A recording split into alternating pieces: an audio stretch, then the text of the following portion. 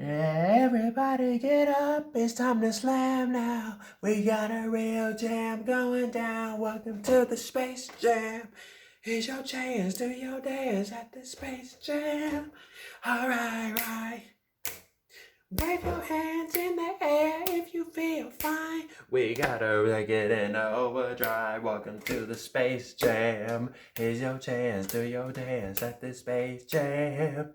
Alright, right. What's up, y'all? Welcome to Starling on Cinemas, and that's Cinemas with an S. And today I'll be giving you my review of Space Jam as part of my Way Back Wednesday series. Now, before I begin, if you are new to this video, don't forget to like, share, subscribe, leave a comment on the section below, and most importantly, watch. So, Space Jam. This iconic cult classic sees Swackhammer, who is an evil alien theme park owner that needs a new attraction at Moron Mountain in order to keep the success of the theme park strong. When his gang of little aliens called the Nerdlucks heads to Earth to kidnap Bugs Bunny and the Looney Tunes, Bugs challenges them to a basketball game to determine their fate. And their fate is only tied to two different ways. They either win this basketball game to keep their success as cartoon characters, or become slaves to these aliens of the theme park and become a new attraction for life. The aliens agree, but they steal the powers of the original top 5 NBA players, which include Larry Bird and Charles Barkley. So Bugs gets some help from the greatest superstar athlete of all time, people, Michael Jordan. So, how do I feel about the story of Space Jam? Well, first of all, I just want to say this.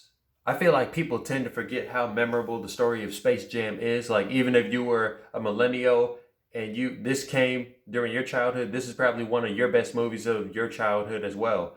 But this unlikely crossover between the world's greatest athlete and the world's greatest anthropomorphic bunny is one that works so well because of how basketball is played into the plot.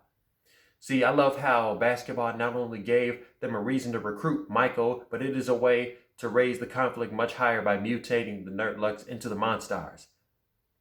However, the basketball game was a challenge made by the Looney Tunes in order to come out easy, because they saw, at first glance, they saw how small they was, they saw how incapable or how weak they looked, so they decided to use a challenge that required all those things which they lacked at the time. So they took the advantage, seeing how they're aliens, they corrupted these top 5 NBA players, made them, untalented, took their talent away, and now they shut the entire basketball season down.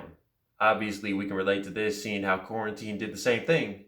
Now, on the flip side, it was a nice excuse to see Michael Jordan play basketball once more, and it was certainly fun having to combine the Looney Tunes' shenanigans with some sweet skills from Michael Jordan himself on the court, both in the real world and in theirs. Characters.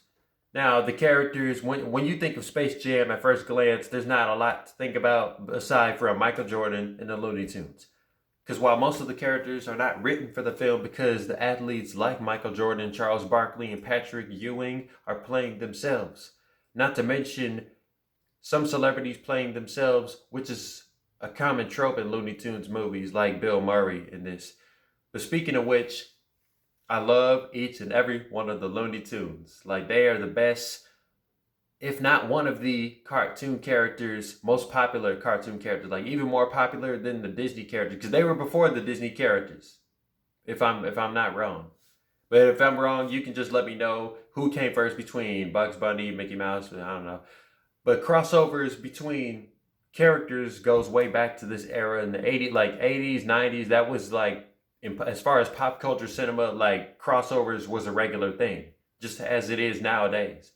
Now, obviously, all of the major Looney Tune characters are in it, from Bugs Bunny to Daffy to Porky to Sylvester the Cat and Tweety, all the usual suspects. And we get introduced to Lola Bunny, Bugs' love interest, who will go on to be a prominent Looney Tune character from the 90s and going forward. And the Monstars were just as entertaining to watch as their previous Nerdlucks form. Rotten Tomatoes gives Space Jam a 43% score. Now, obviously, you can tell by with scores like this on your favorite movies, you can tell that there's some uncultured people in those departments. Space Jam is an underrated film that deserves a lot of love because of the filmmakers' idea to make an unorthodox team up with the mix of slapstick comedy from the Looney Tunes and the persistent and hard determination of MJ that creates an awesome jam in your living room. With the classic story, iconic crossover, a cool soundtrack, and a nice excuse to give us them hair Jordans and the Space Jams, the movie is certainly worthy of its sequel coming next summer, which is supposed to star LeBron and Bugs coming back. And the official title is called Space Jam: A New Legacy. It's coming next summer, July 2021. And as far as this movie goes, I will give it 8.9 SOs out of 10. So that is my review on Space Jam. You can let me know what you guys think about it in the comment section below. If you're a millennial, was this one of your favorite movies of the 90s? Or are you expecting the sequel to be just as good or better than the original? You can let me know what you guys think in the comment section below. And I'll see you guys next time in my next video. Y'all have a great day. Bye.